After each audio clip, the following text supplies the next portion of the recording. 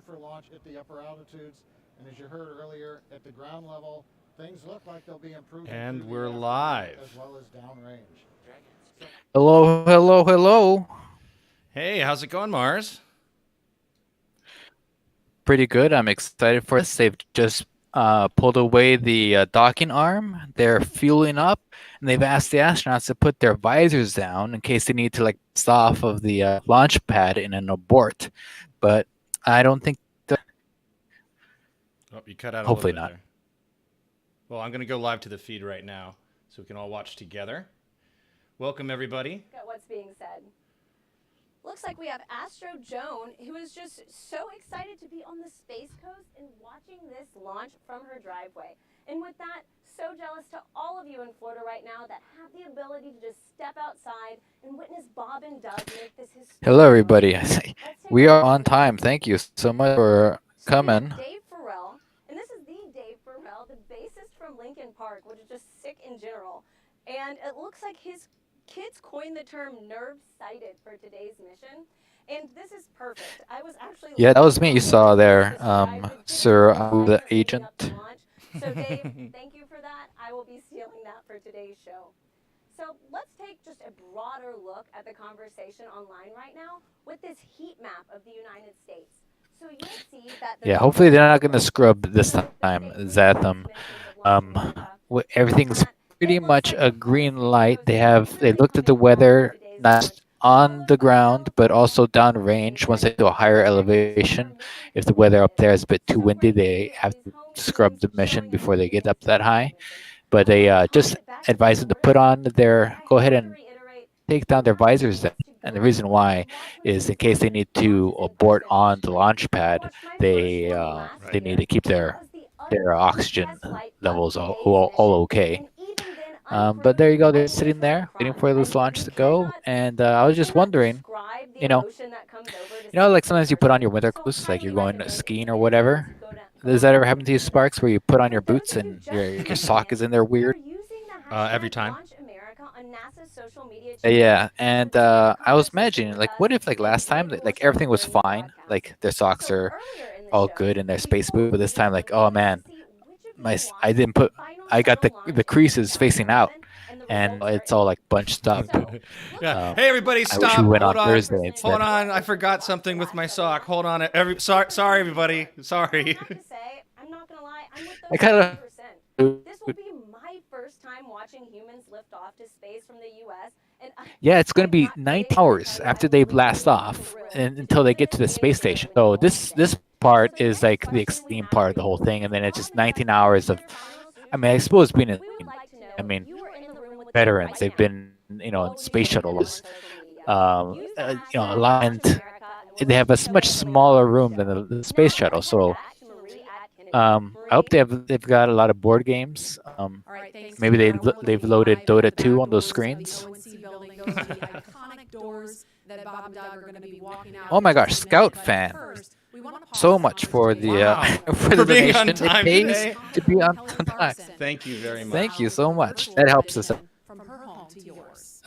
As you can see, this y'all's first time seeing Sparks's face.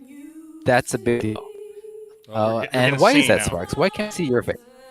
Well, you can see my face because my spaceship is broken, and so this is all I got. I have no external shots. So all I have is an internal one with my fancy new space tie to celebrate today, which is going to be so American.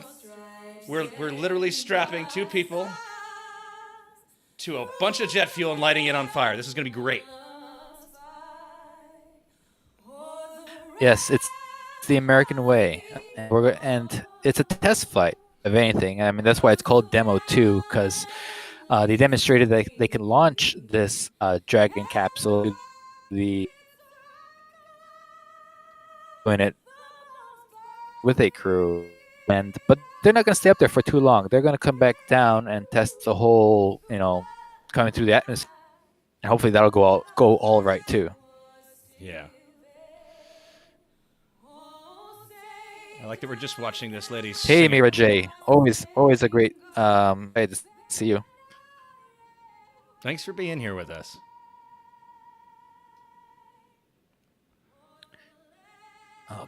Okay. Yeah. Preload started. That means we're going to see some venting off of the side of the rocket. That's liquid oxygen out. So we put in the fuel in these things. It's all, like liquid stuff, super cooled stuff. But as it's in there, it heats up, and they need to release that pressure and then out and vent out, which means they're also constantly fueling. That's another reason why their visors are down and they are set for a on abort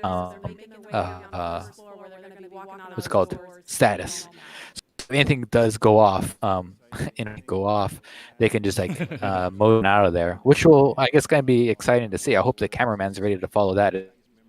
Yeah, let's bring up also the NASA cam. We'll still listen to SpaceX, but now we can kind of get two views. Yeah, and Leland, I know you have a really Actually, I think that's the cool same memory view. That's the about same something camera. special you saw when you walked out of those doors. Oh my goodness, Marie. When I walked out of those doors, my chemistry teacher was right there from high school who inspired me to be a scientist. Yeah, Anton. Oh yeah, Sparks. Show off your tie. It's he got it from Acme. We bought it from the set of Roger Rabbit. Yeah, and the shot you just saw there with people. They say 50-50, but hey, that's pretty good out odds, actually, right? It was Vice President Mike Pence along with Yeah, about 3 hours ago, it's 50-50 in terms of weather. At 45 minutes, he talked to the weather guy and he goes, hey, all the things that were red light an hour ago, they're all good. So as long as there's nothing else going on, sensor, or I don't know, somebody really has to go do number 2, we're pretty good. Okay, so at this point, Mars, here's what I think everybody really wants to know. What could go wrong? Like, what actually could go wrong? Yeah. Wow, no, a whole lot, I guess. Like the fueling thing could go off. There's a before fuel, with there's weather. Fuel. Weather, there could still be lightning strikes. Hours around the launch site, so it's kind of like lightning shield in that it has it so that way if there is lightning strike, it happens to around it. Apollo 12 went up. The lightning hit Apollo the Saturn rocket twice as it was taking off. It shut off all their flight navigation systems, and they had to fly it into space by hand. But they still went. They kept on going. You would think at that point maybe we should turn it back, but no, they just kept on going. Yes, sir. They have tested that Dragon escape system a ton. Like I think maybe once or twice more than they needed to. They checked it out because it would be. I mean, one thing is you have a failed launch. Another thing is to have a failed launch with casualties.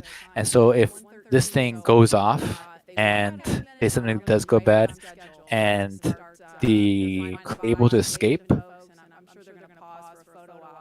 they designed a safe vehicle. That's another thing, but the vehicle itself has been proven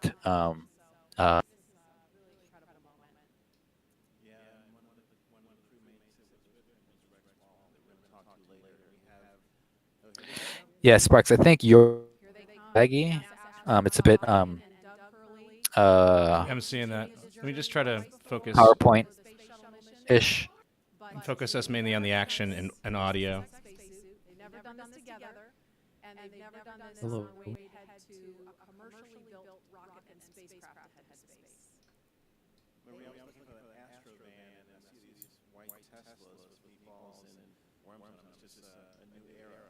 Hey there, Sea Emperor. And hey there, sorry, Turgeon, I saw you earlier. I was busy talking and I forgot to say hi. But welcome. That umbilical that I was referring to earlier will connect. Thanks, Joseph. Thanks for letting us know. He says the lag is gone. This is crazy. Like those guys in the space. I mean, first of all, the spacesuits are a bit 2001, which I appreciate. I love it. And then going into like your electronic car, it seems like otherworldly. It seems like it's like a bit of something out of like Armageddon 2. What do you think of the spacesuits, Sparks? I like them. I mean, they do feel more like movie spacesuits than actual spacesuits, but I'm sure they're safe. There's a lot of money that they spent on them, right? they look a lot comfier. I mean, you Yeah. could you could take them anywhere. They're like You could space take them to the pajamas. boardroom. Yeah, but they got the shoulder pads to make you look like you could go to business meetings and conferences. Right. Wait, am I supposed to?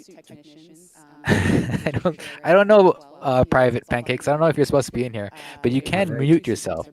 Thanks for joining us, though. Yeah, you can come into the pre-stream voice chat. Just make sure you're muted. Yeah, Thomas, it is kind of surreal, right? Super muggy, so how are they staying cool? Now, Team Rocket guy, they're number 12. What are these numbers, I wonder? It's like a race car thing. We're at T-minus 30 minutes now. T-minus 30 minutes. I'm going to show the other one. Oh, I should stop watching the stream and look at the other thing because I'm talking. Oh man! So I don't know if you guys know this, but you have this is taken off in Florida, and it's interesting. Control at Florida, but as soon as the bottom of the rocket clears the tower, it switches over to Houston to control of the spacecraft. So that's why they always make a point of saying cleared the tower, and then now it's into another jurisdiction. Yeah, those Tesla cars are awesome. It's like such a stylish way to go up there. Tokoso asks, "Is this the film with Jodie Foster?" She might be in the back. I don't know. I hope she is. If it is, it's going to be a really short flight. Well, at least for us. I mean, for her, 5 minutes will have passed. Well, the surreal part is that it's taken us 9 years, and here we are watching history. And instead of it being like a normal NASA, defense contractor, military contractors putting something together, it's got style to it because it's SpaceX. It's so weird that the corporate structure adds a little panache to this whole thing. It's also funny. They have a tracking camera on these guys, so that way just at them, but it's just slightly panning to the right. I mean, all it needs is some lens flares, and you'll be like, oh wow, J.J. Abrams is all over this. Right. And you can see the guys are just chilling. I mean, again, I was wondering this before. What do you think they're thinking about Mars? Probably, what's for lunch or dinner? Because it's a 19-hour trip, like I said, and if you look at their hands, what their hands are on, it's pretty ingenious. I was wondering what those were, because I was thinking those pencil trays there. But if you notice, whenever they push buttons, they do it with their thumbs, and they hold onto that little finger hold, and they use their thumbs to press down and to stabilize their hands, so that way they're not if they're pushing a button, they accidentally push, the CD eject button, and then ruin their whole playlist. Yeah. Yeah, you think they're using CDs, Mars? I think they are, because I think this was contracted 9 years ago for technology that was made 5 years. Oh no, that's if NASA was paying Boeing to do this. That's Never mind. true. No, I think they're using I think. Zinger against Boeing. I don't know. Oh, what the? Oops! Shots fired. There you are.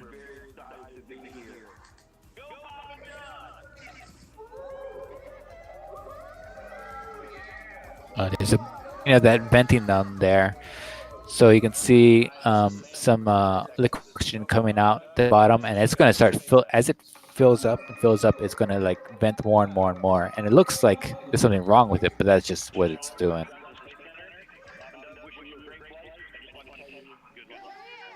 Thank you, Cats Have No Legs. We love making videos, so that all works out for everyone, doesn't it?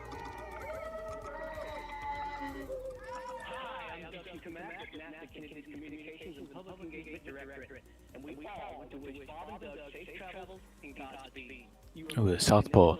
Sparks, how about you? Would you go to the South Pole, or would you go to the Apollo 11 landing site? That's a good question. I think I would rather go to the landing site. That sounds more fun. It's really hard because loved Following the convoy, I love reading stories about the South Pole and like Shackleton and that kind of stuff.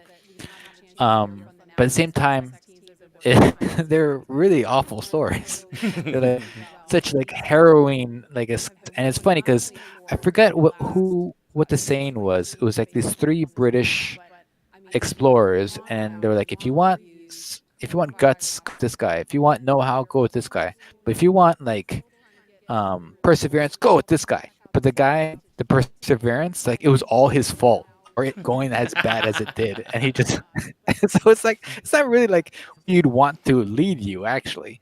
But having said that, I think if I had those three, I'd probably be that third guy, and I'd be leading you into like things that would end us up with not optimal results, but like a great story.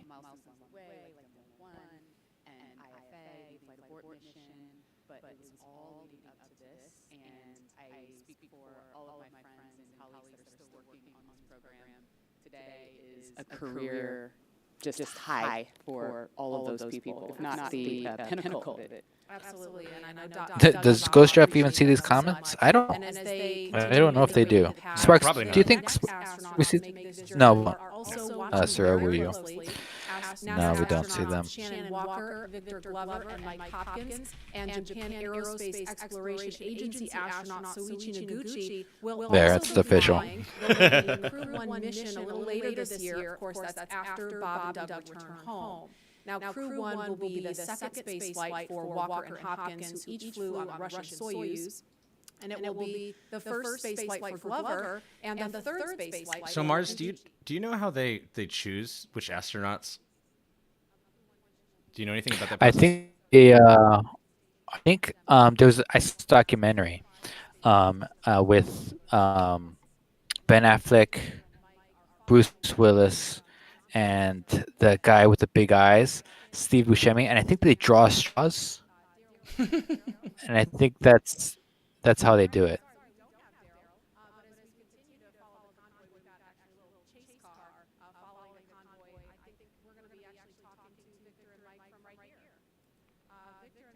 Are you there? We are here. All right, hi guys. See, Amber, if you want us to see your video, go ahead and message us on Twitter. We'll take a look. Yeah, absolutely. They better be good though. If they're not good, we'll only watch them halfway really through. freaking good. Yeah. Yeah.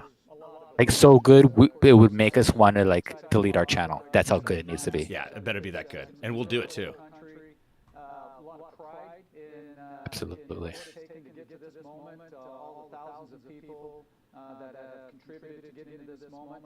But then there's also a bit of sense of duty of business as usual. So for us, we're going to be watching, we're going to be listening. Which route is it going to? The rocket going to take? I think it's going to the 110 and go on to 10. If we won't hit any traffic, and then get onto the 5 to Sacramento, and there's an off ramp there for space.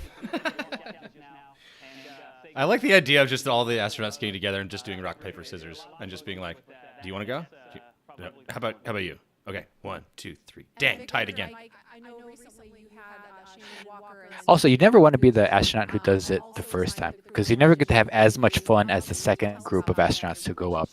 So when Neil Armstrong and Buzz Aldrin went up to the moon, they had like a certain set of things they had to, and then they got out of there, right? Whereas Apollo 12, they had so much fun up there. They did so many things. They were just like throwing things. They could stay there overnight and they had a sleepover. Their backup crews would put practical jokes in their mission briefing reports that they read on the moon. Open it up and find like some photos in there. Okay, we're about 20 minutes left. 20 minutes, 20 seconds. You can see a lot of thing from the top region of the rocket now. So it's pretty much all the way filled up, ready to go. Yeah, it's just earlier footage of the astronauts going to the rocket. No thanks. We can watch something else. Let's watch something else. Let's watch. What should we watch? I think we want to listen to this still. God willing. We also have to be ready to do all of the things that Let's watch this guy. crew on board the space station does. The spacewalks, the research, the basic upkeep of the space station, and so we also have all that training going on as well. And Look at that control room. Look how badass that control room is. I have a specific question for Mike. I know that you've flown on the Russian Soyuz, and not specifically on Space Shuttle, but can you talk about the tradition of the ride out that we're seeing now? Yeah, Ignorant 12. It looks like we are. We don't know.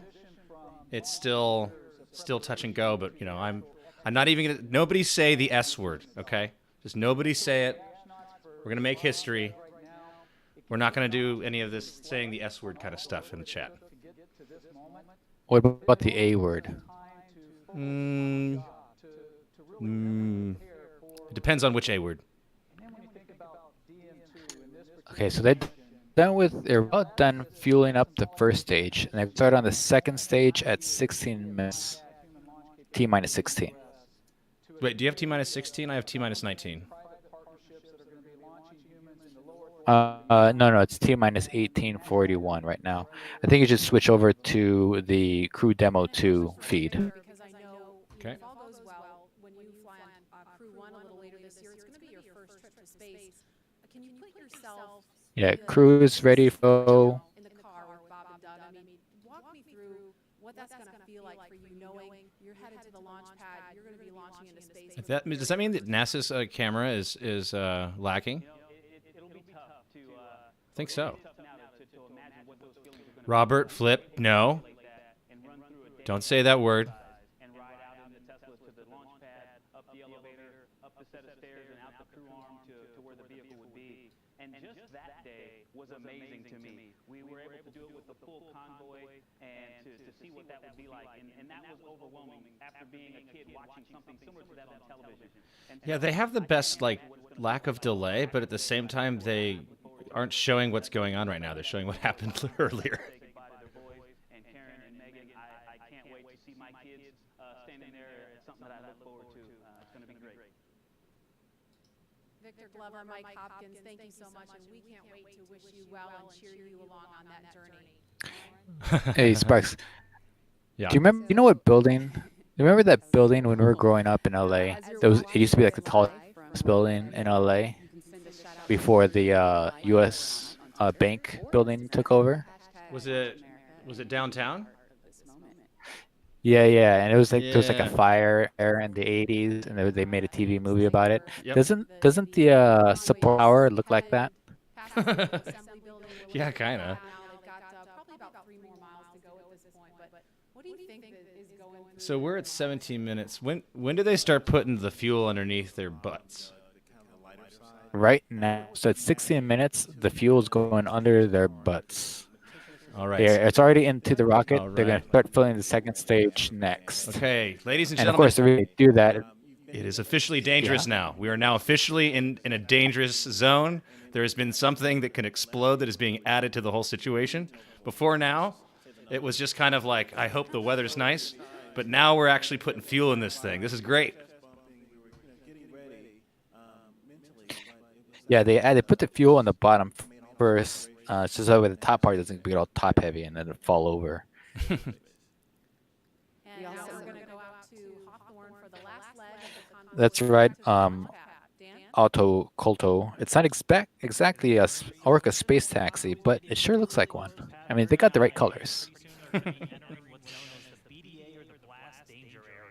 Ooh, the BDA. Engineers are obviously our astronauts enter this area around the launch pad. SpaceX and NASA teams do some internal go, no-go polls just to make sure everything is clear. And you already saw people on the arm, the crew's moving in, so You know, if you had to suddenly leave that area, leaving in a Tesla would not be a bad idea. It's a pretty fast car. Yeah, with great acceleration. All right? New first and a new era in human spaceflight. But with new vehicles being designed and launched, this launch pad required some major upgrades. right. And Daryl Nell is going to Also, I'm not sure if everyone has already heard this, but 39A that they're talking about, that pad, is actually a historic one. That's kind of cool that this is happening. Wasn't that the one that Apollo 11 was launched off of, Mars? I don't know, but I think you're right. I think it is. Oh, look, they're talking about it right now.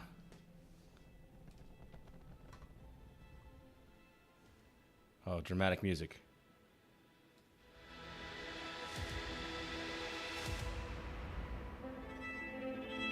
Oh, yeah.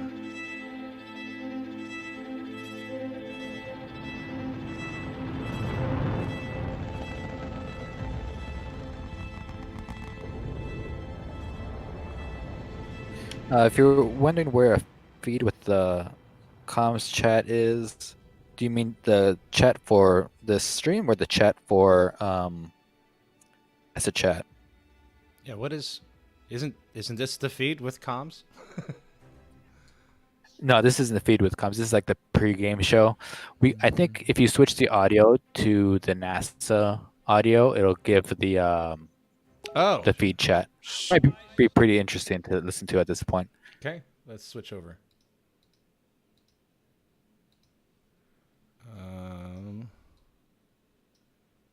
Oh man, I've got no audio. Give me a second. You're talking about this guy. I stopped getting nervous for launches. Today I'm nervous again. Super nervous. Stomach and throat. Understandable. No, it's a fantastic day today. I'm really excited. The team is pulled together. It's such a professional operation. When I say team, by the way, I mean SpaceX and NASA. It is a professional operation. It literally has professionals working on it. And have done a fantastic job. This doesn't happen to be our profession. Right. Mission control, but is there anything that you wanted to say before liftoff to NASA and SpaceX? Well, I want to thank NASA, of course, for their generosity and their help with getting to this place. I want to thank all the SpaceXers who have come together to make this moment in history. And I want to thank Elon for hiring me. We thank Elon for hiring you as well. Thank you so much for joining us. We'll let you get back to mission control. And good luck with launch today. Thanks, Jesse, and Godspeed, Bob and Doug. Are you guys hearing an echo, or is it just We are my so earphones? excited. We are just a few minutes away from countdown, so we are going to turn it over to Dan and John for the final minutes in terminal count. Take it away, John. T-minus 13 Yeah, we don't have seconds. much control over how much of the latency is. Phil onto the first stage. That should finish up in just about 6 minutes. Phil is completely loaded on the second stage. That's closed out. And we are continuing to load liquid oxygen on both the first and second stage. The liquid oxygen load beginning on the second stage just about 3.5 minutes ago. We are also loading cryogenic helium into the storage vessels on the first and second stage, getting in the last little bits of helium when we keep it cryogenic, cold and liquefied. That gets us, just like we do with liquid oxygen, the maximum amount into the storage volume so that we can get the most performance out of the vehicle. Right now, we are in a fairly sorry, when I state switched on over to the ground pumps other continuing feed, to put the I propellant forgot about the into audio. first and second stages. Next significant issue, callouts that we're going to hear will probably be inside the T-minus 10 minutes when they talk to the crew. We'll listen for that. But at the moment, everything continuing to look good at T-minus 12 minutes and 20 seconds. Again, everyone, sorry about the echo thing. It's my fault. We're getting real close now, John. It's only a little over 12 minutes away. Just a reminder for everybody, it's about a 9-minute ride uphill. We'll have some dueling boxes going on as that first stage is going to be coming home while the second stage is carrying Bob and Doug into orbit. But obviously, we'll be keeping an eye on our astronauts the whole way uphill. Some of the calls that you'll be hearing, as there will be what we call performance calls over the Dragon to ground the entire way uphill. And you'll just hear some of the SpaceX engineers calling out trajectories. Yeah, Bob, that was just how so they we're decided always looking to for that word nominal. I know produce the SpaceX stream. That was pretty cool. I don't like that they've taken it off. You might also hear some number and letter combinations, and those correspond to the different abort zones that Bob and Doug are in during their flight uphill.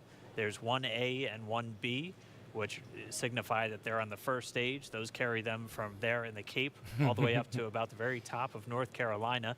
And then we'll have 2A through 2E or 2 Echo and that will be on the second stage, and that goes from Yeah, it North feels like we're all Carolina hanging all out. the way up to about the tip of Newfoundland, so in the northern Atlantic, and then there is a zone of the northern Atlantic that we're going to avoid, and so you should hear the call out. Joshua be something White, the similar chance of it to going boom forward right to now Shannon, is, and that while just low, refers it to is greater Shannon, than 0. Ireland, which they'll be going off the coast of Ireland. Oh, look at that. The later stages of the second stage That's if a they good have shot. to abort.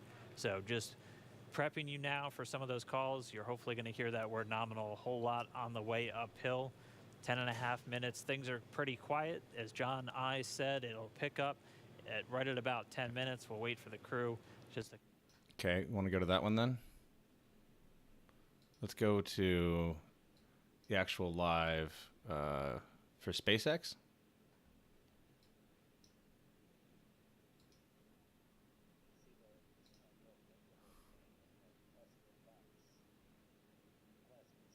As you can imagine, flying humans requires keeping There a we habitable go. environment inside Dragon throughout the entire flight. And so that's everything like providing breathing air, keeping the capsule at a safe pressure, keeping it free of contaminants, removing carbon dioxide, regulating temperature and humidity, and implementing a waste collection system, aka the toilet.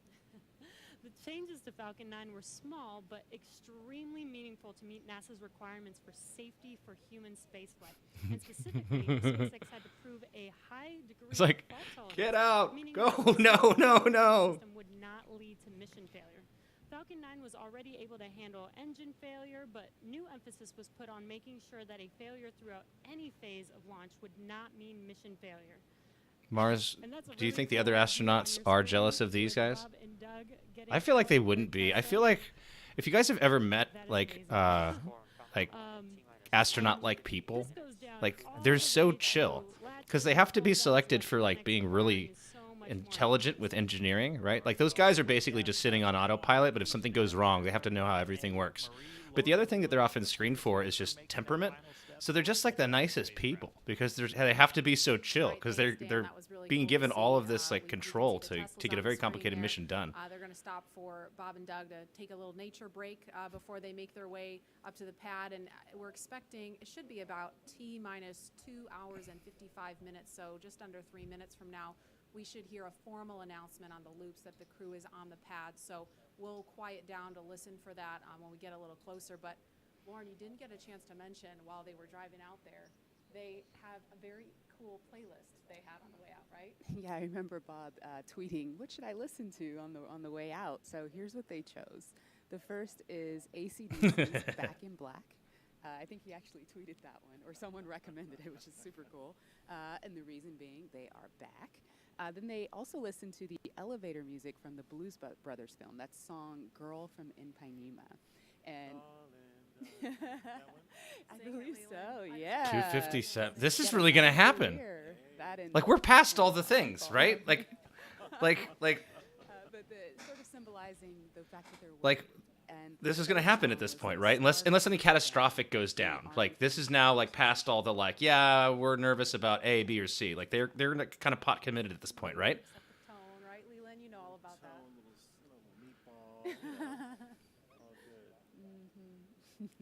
And Don't make me come over there, Lauren. so we're looking now at the Crew Dragon capsule on top of the Falcon 9 rocket, the impressive crew access arm. That's that black and white kind of hallway you see there. That's how the crew make their way over to Crew Dragon to climb inside. And that Falcon 9 rocket stands about 230 feet tall. The Crew Dragon trunk, from the bottom of the trunk to the top of the nose cone, that's another 27 feet on top of that. So here in just a couple of minutes, Bob and Doug are going to be making their way up in an elevator. They don't have to climb the whole way. It's just about 10 Steppenwolf stairs magic at carpet ride on at the last blast level. off. That would be amazing. And lots of people are weighing in on social Yeah. media. This person says it's happening, and I can't read the rest of it right now, but lots of people really getting pumped using the hashtag #LaunchAmerica online. Somebody says they're watching live now and wishing us a fantastic launch. We certainly hope so. Last we heard was a 50-50 chance with the weather, so it's going to be exciting.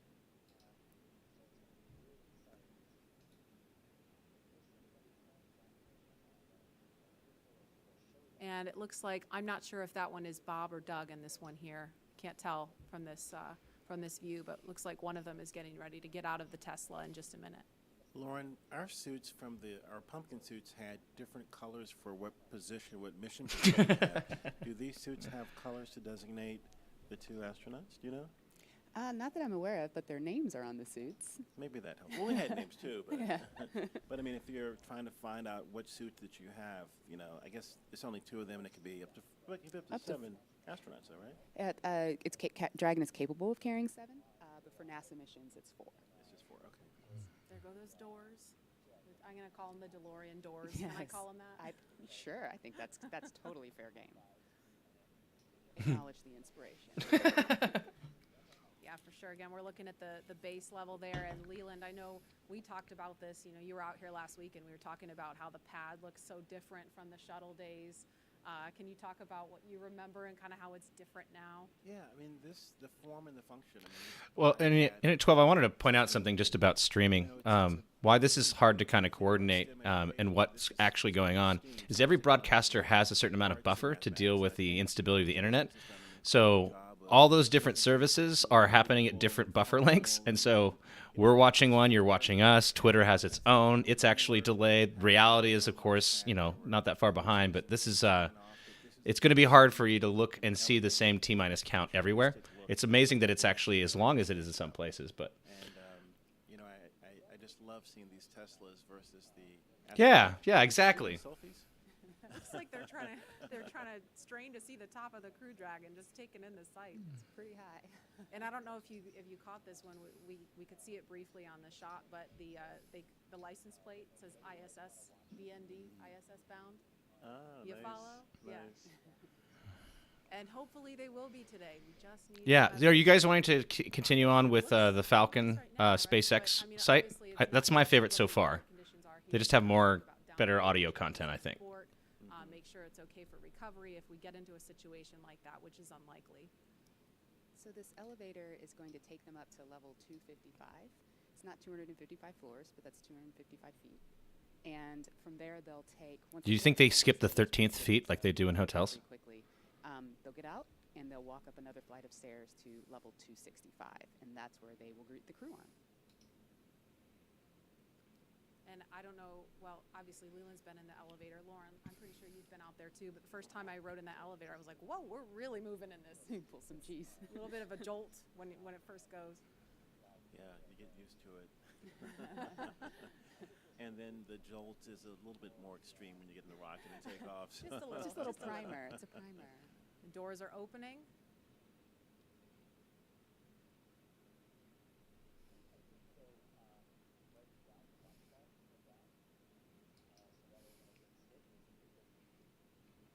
Here they come. That's right.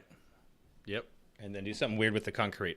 It's a beautiful view up there too of all of the surroundings in Florida and this national wildlife retreat that we have here. But getting ready for the business at hand of getting in the rocket and heading to the cosmos.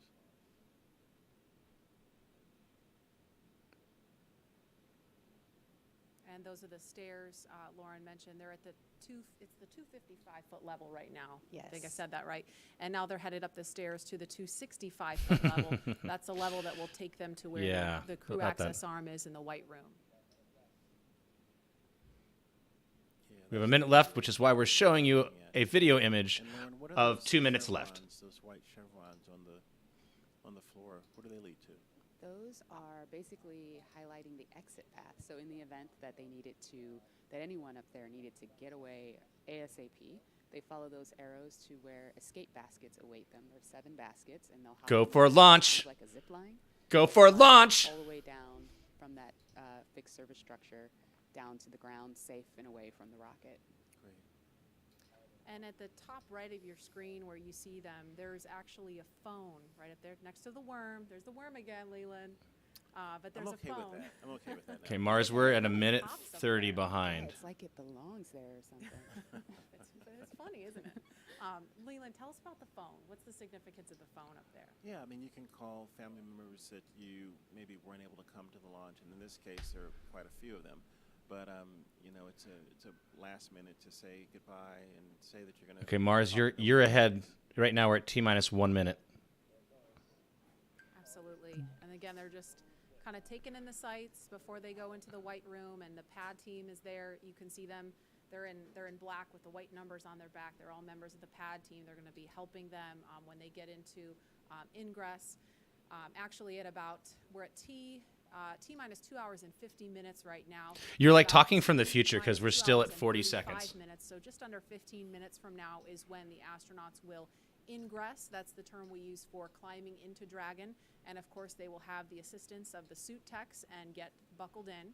All right, now we're at the 27 seconds. Now for a preview of what's in store for not just Bob and Doug, but future space travelers.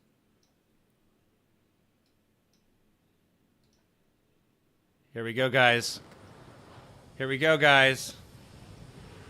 10. We're at 10. 9, 8, 7. Here we go. 6, 5, 4, 3, 2, 1, 0.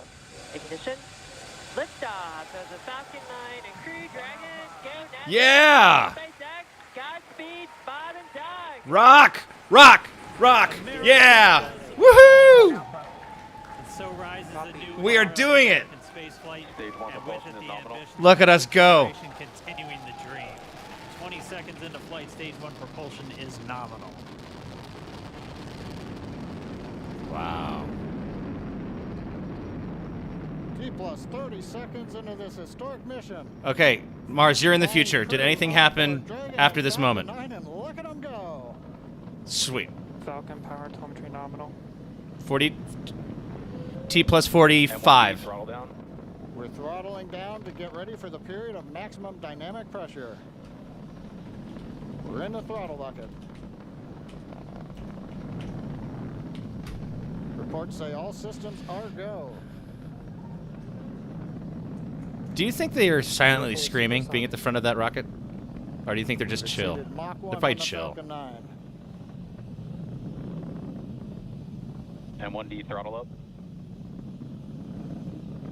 We're throttling back up to full power as we're through max Q. Oh, man, yeah, no kidding, Jack. That thing went up fast. That thing accelerated like a Tesla.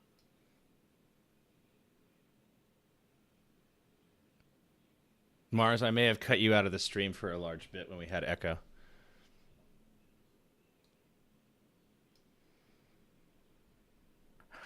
Okay, can you hear me now? Yeah, I think so. So you can see the flame is getting wider as the air atmospheric pressure is less on the flame. So you can see the bottom of that flame expanding.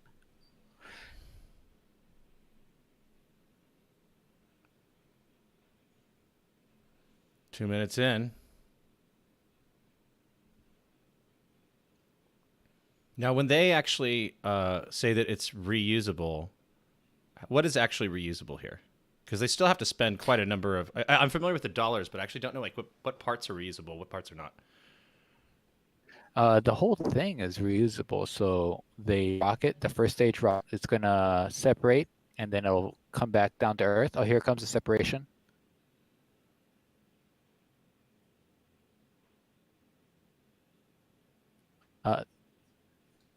They are... Okay, they turned off the main engine. There goes. Now it's going to blast away from the main craft. Now second stage is igniting. You saw the little tether thing to keep it from vibrating itself apart. I like Vera That's J starting off. pointed out the astronauts are reusable. That's fair. Yes, they are. Yeah, that definitely isn't electric. That's freedom fuel they're burning there. The second stage isn't reusable because they'll detach from that, but the first stage is. And then the cap itself is reusable.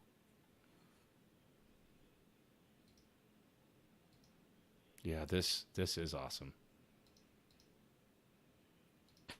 Guys, I don't know if you saw yesterday, but there was a massive explosion at the Star Hopper test site. and it's right out of Kerbal Space Program. Like the amount of like explosive force this thing did. They were doing something. They were doing a testing on the engines, and something went, and the whole thing went just like supernova. If you guys want to check that out later today, look at the Starhopper test site, and it just it's pretty crazy. Yeah, I watched that too. That was kind of interesting.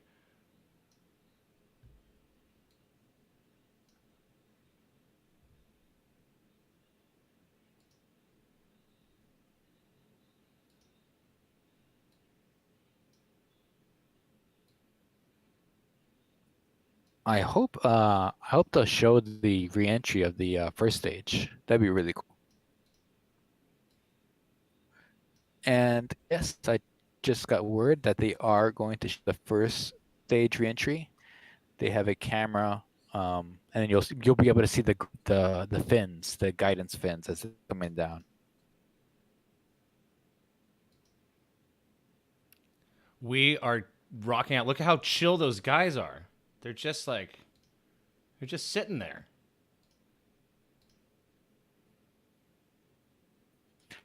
There we go. There we go. We got the yeah,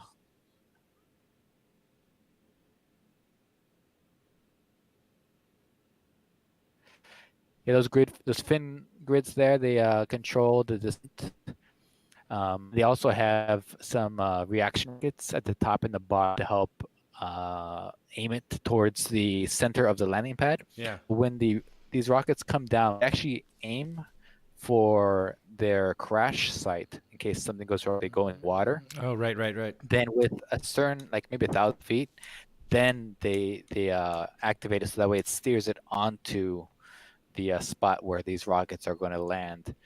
So it'll be really cool. It'll be a double whammy to see this rocket land after this, because then it'll be cool. Like all this work that they've been doing to make a space capsule and a reusable rocket. We'll see all that go off at once. That's gonna be awesome.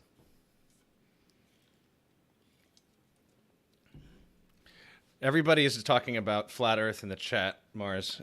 Yes, I think if you couldn't do math or physics before, perhaps this footage will allow you to do additional mental gymnastics that I'm really curious to hear on the internet about how the Earth is actually not flat. Yes, I'm sorry for anybody who might be listening. But Sparks, you forgot.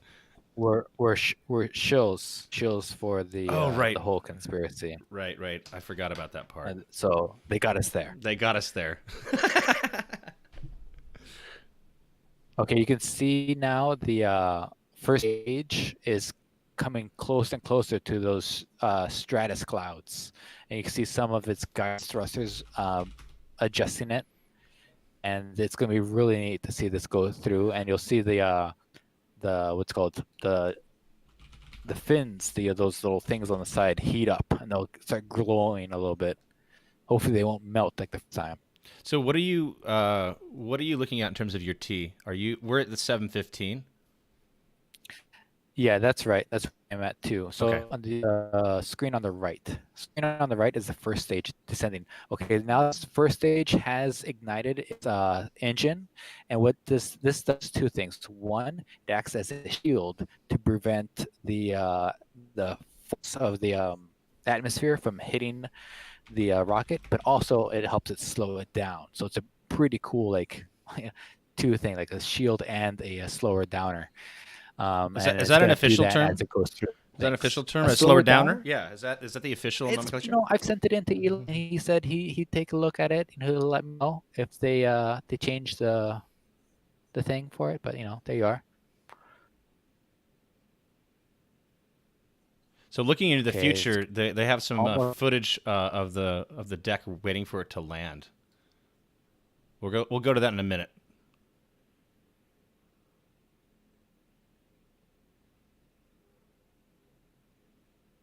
Those are pretty cool screens that they got in there.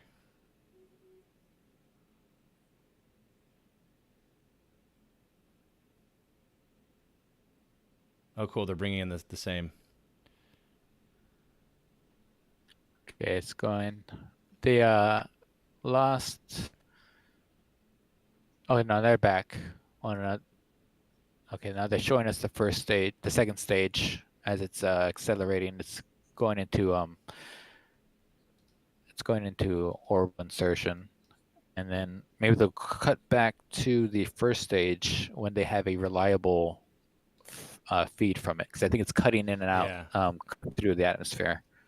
Okay, here we have the drone ship. So it's going to aim for just to the side of the drone ship, and if anything happens, they'll just let it go into the water. But if it's able to land the drone ship, it'll readjust and it'll go right back up it. I love this. Of course, I still love you. Loss of signal. I'm told to face camera to the right, please. Do you want me to look at the camera? Do you want me to tell NASA to change the camera angle? Oh, it did it. It landed. Ta-da!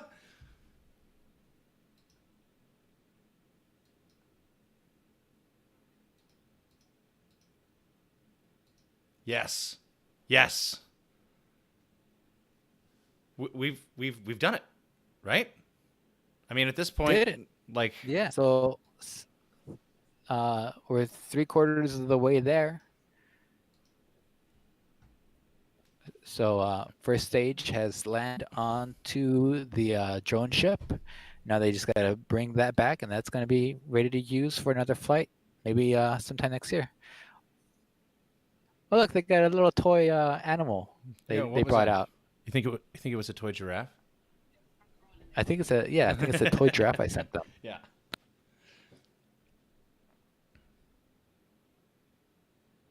What if he's like reaching back there and accidentally pushes the wrong button? Like he pushes like and it changes his seat to scoot him all the way forward.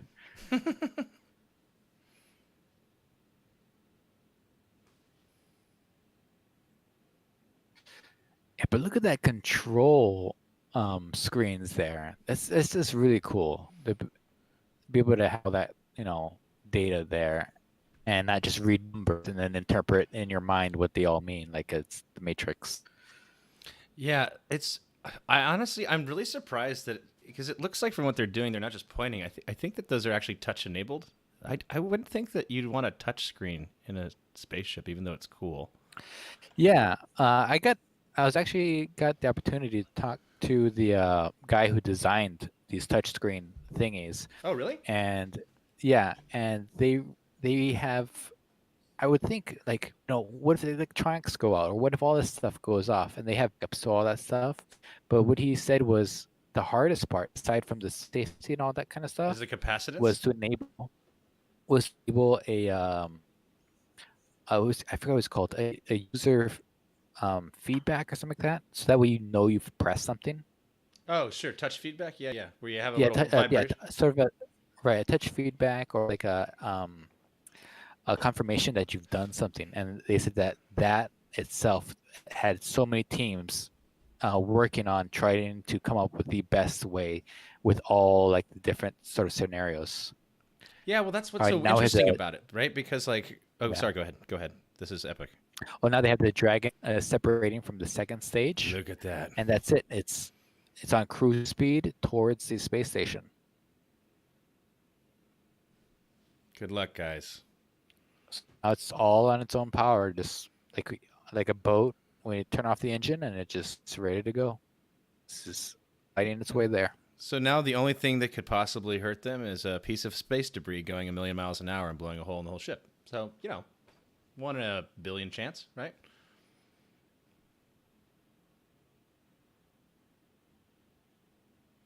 What's the current Dragon speed data?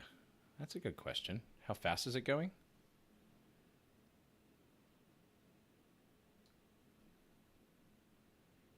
Autoculto, if you're wondering what fell off the spaceship, it was the second stage. So that second stage gets them into orbit and gets them on the path towards the space station. And then from here on out, they just need to glide their way there. And they'll meet it. And then they'll sync up. And then when they get to the space station, they'll park right next to it. And a giant arm made by Canada attaches it to the capsule and brings it into the berthing dock area. as they do with all Cygnus and Soyuz craft that come to deliver astronauts and cargo. And they've done it a couple of times. I think at least once. It might be two. I'm not sure. With a Dragon craft. This is the first manned one. All of chat is concerned about the stuff that they saw come off of it. Don't worry about that, guys. I'm sure that's fine. I think it's just like confetti. Yeah, I actually don't know what it was. Could it have been just a little bit of like a rocket propulsion, just trying to adjust the path? Or do you know if it actually jettisoned something? Because I don't. I don't know. It might be parts of the ordnance, what's it called, the explosives. Mm-hmm. I don't know if it's pin launched, as in like the spring launched, or if it's explosive launched. It could be the parts of the explosive decoupling. Or it also could be them venting the stuffed ghost giraffe that you gave them as a present. Could have just been like, you know what, I don't want this. Yeah. I think that's it. I mean, to be fair, like Elon has been known to leave trash in orbit. I mean, there's still a Tesla in orbit.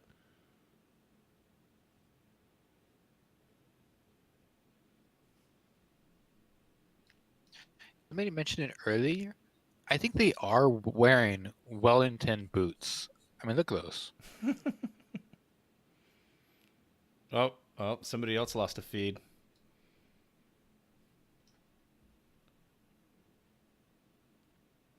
It's really weird looking at like the control room, like the modern control room, because like in the old like 60s control rooms, you see all of these panels like built in to these like very, 60s looking kind of contraptions. But now it's like everybody's got like several flat screens and it's all like open and you can see their legs. This is the first time in history that you can see people's legs during a launch.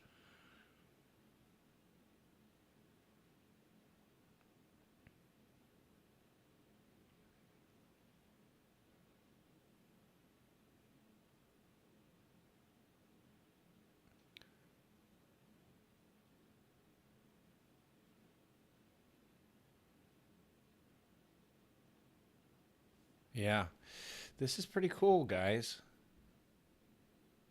Now, do you guys have any questions about the mission or what we've seen already?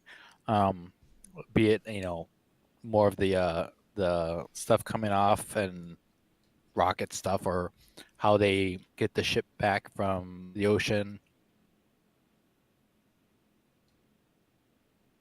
Here, and I woke up this morning and looked at the weather forecast. I was like, man, we're gonna be back here on Sunday, but we did it, and the room cleared out. Everybody was outside watching, and the space legs confirmed. The lights were shaking, the cameras were shaking. Lauren came back in with tears in her eyes. This is really amazing. I can't believe it. I saw it with my own eyes. This is, I'm a little bit speechless. Just so grateful. Okay, Mira asked a really good question. Got them up there. She asked if the launch has to be faster compared to where on the planet the Falcon is launched, as opposed to where the Soyuz is launched from Kyrgyzstan. Yeah. Actually, I don't know that answer. That's a really good question. Well, wait, could we figure it out? So let's see. Yeah, I got a pen and paper. Okay, yeah, let's get this done. So, does it have to be faster? Wouldn't it?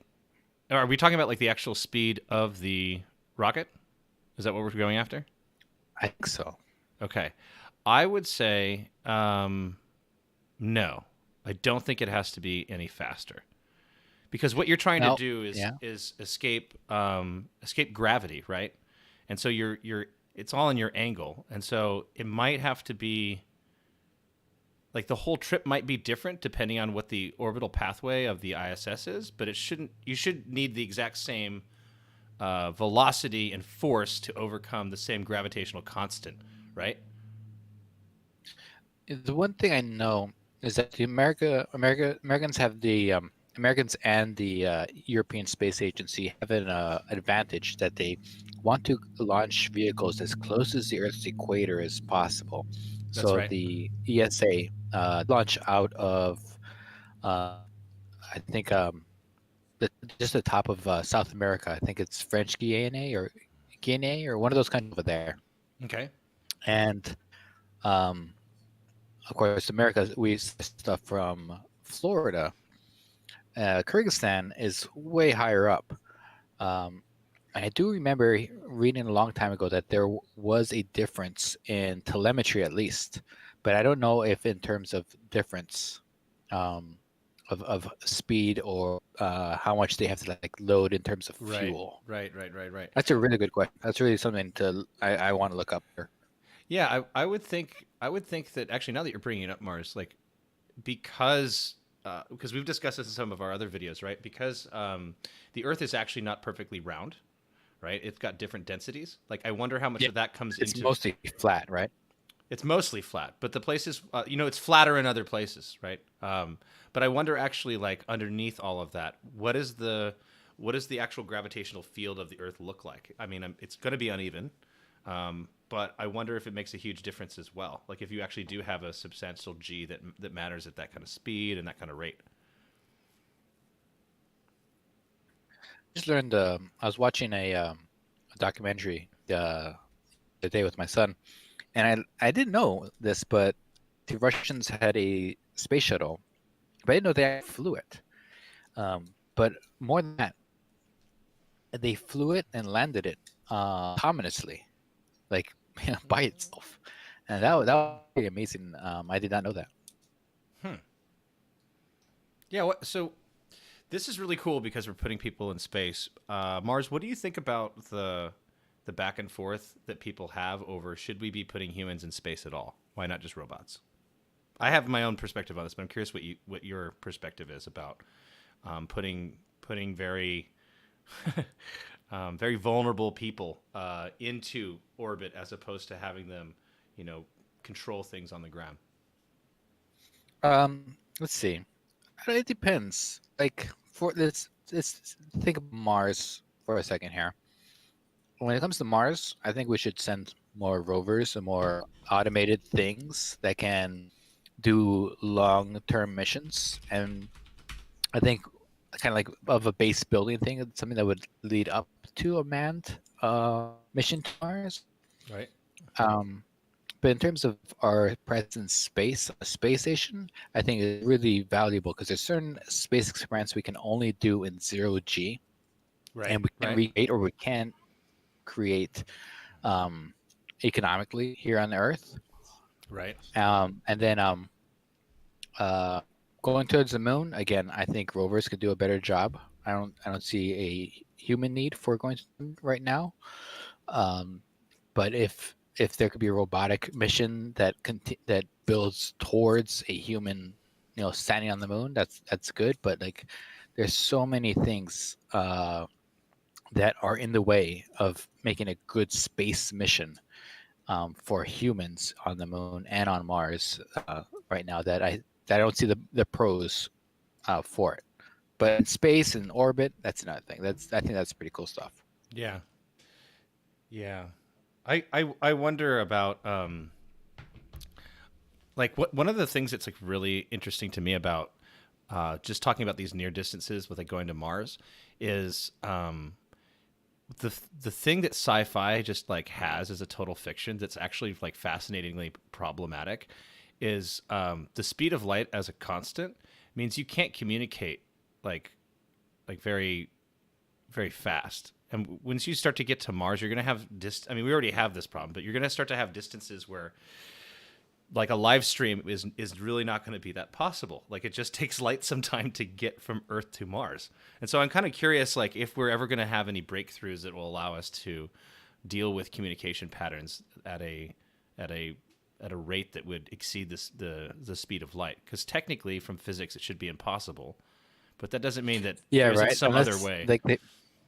Yeah, unless they can figure out like Starfleet whenever like the Admiralty contacts Jean-Luc Picard on the Enterprise, that like no delay. No delay whatsoever. It's like he's just like Yeah. looking at a video camera in another room, and it's just like, well, like okay. So another thing, do you know much about the Alcubierre drive? I think that's how you say it. The kind of No, I don't. that's like the actual scientific warp drive. So it's just the idea that you would bend gravitational force in front and behind an object so that you could move faster than light. Because technically you're not. You're just falling into a gravity well. Obviously, we can't control gravity. It's science fiction, but it's the scientific, exploration of that idea. So one of the problems with it is that conceptually, if you were to build it, you could never stop it. You can't stop the ship because you can't communicate to the front of the ship because then you're going faster than the speed of light. And so it's just it's this really weird barrier that we have about our propulsion technology understanding is getting so much better, especially with SpaceX. But our ability to like control gravity is still under like a lot of to be done, work in progress. We don't really have a good idea about how we can manipulate gravity yet. Yeah, it's funny to think about that. Like you're creating like a one-way train to nowhere, right? You're just like it's like if you want to get to a solar system, you have to like jump off. Yeah, yeah. Yeah, it's like, sir, I've started the ship, and then it's just that's the last communication you'll hear. I wonder if you can curve it though. I wonder if you can curve the path. Like you can't stop it, but can you make it go around in circles? I mean, I don't even, because in the fictional world where you actually have that, like, what's generating that? Like, it's not like you have gravity is something that is affected by our understanding of how mass works, right? So like, it's not like you could be like, oh, let me pour some more gravity over there, and then I'll pour some of the gravity over there to over here. It's like that's, I don't know. It's kind of, I don't know, wrecks my brain. Yeah, I mean, on top of that, getting somewhere, but the communication things, like you said, but we'd have to look at why we're going there. It feels like right now, like going back to the moon, going to Mars, feels like, oh, we can do it. But like, what are the scientific benefits? Is it if it's to build onto, a sustained presence on the moon or Mars? That's fine, but from what I've been reading from the motives of going to these places, it's just to go there because we haven't been there yet. And we've done that already with the moon. It's like, okay, we went to the moon. Yay. Then that was it. We studied the earthquakes. We studied tiny meteor hitting the planet, I mean, the moon. And then we said, job's done. Let's throw these out. So if we can do something that is better than a robotic mission that can stay there longer, more reliably, less things to go wrong, right? Less things to support it. Like I don't see there being a issue with that. And it's really weird for me to say this. If you asked me when I was 14, I'm like, oh, let's go there. Sign me up. Let's Put do it. me up there. I don't Let's care. Do it. But now, as a responsible adult, I'll put the quotes right? in there. As a responsible adult, Mars. Yes. Continue. Yeah. I'm playing here I am. I'm saying it's responsible, but here I'm in the freaking video game on the internet, and I'm talking about, oh, if it was up to me, Mr. Space Cadet over here, we better be doing it for a reason. I feel like an idiot saying that, but it's true. And yeah. Hi, Tim. Hey, you're a little Tim. bit late to the party. No, but no, actually, they haven't. Tim, please stay and watch. Stay and watch. I'm sure they're going to launch again. I think September. They're going to send another crew up, and that'll be fun to watch too, because that crew is going to stay up at the space station for an extended period of time. Yeah. Well, Tim, like just go ahead and scroll back and see it again. You can. We'll leave this one up for people to replay, right, Mars? Unless it gets taken down for reusing some of these. No, yeah, we'll leave it up. The second one was demonetized for some reason. Let's investigate why. I don't get it.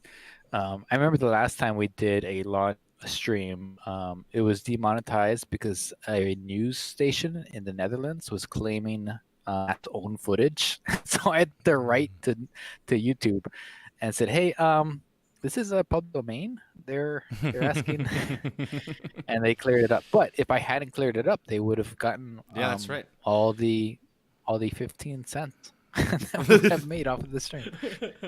Well, this one we've made actually quite some cash because of being on time.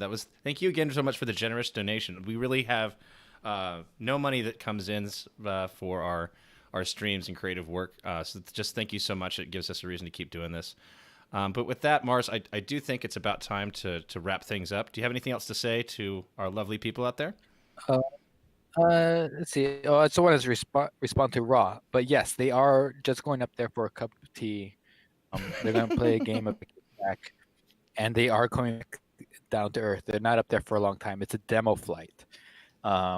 They are delivering some experiments, but it's just to make sure that all this manned stuff works, and that's why it's called Demo 2. And then the second half of this is the re-entry and recovery of the Dragon capsule. But yeah, I am in. I'm not in game. I am actually by the moon. That's a real live feed. That's a live feed. Yep. Yeah. So that's true. But anyways, thanks for coming by. Thanks for watching. Yeah. And we're gonna have some more content for you guys coming up. And also, nothing to look forward to is the Mars 2020 launch. They send up and to Mars. That's going to be bigger, badder, and faster, and it's going to have a like helicopter drone on it to do like little like away missions. It's going to be really freaking cool, and hopefully that happens at a time that you are all awake. Right. And I, in a way, in a really weird way, I'm more nervous for that mission than this mission because there's so much science that's going to come from that. And yeah, so I'm really excited for that. Everybody wants you to be doing a barrel roll. He can't. It'll screw up how we're recording him. Everything is. I've got like one of those champagne glass towers going on right now, and if I do that, then I don't have. I've wasted all the champagne. But maybe next time. Maybe next time. Well, thank you guys all for coming. This was super fun. I like Mars. I like the fact that like we had chat, we were hanging out, we got to watch it together. That was super fun. So anyway, thank you. I like the face in your tie from the you got it off of eBay from the Roger Rabbit. Yes, it's lot. I know I made this joke earlier, but it is a fancy tie. It's kind of hot. I think it's because of the rendering engine in it.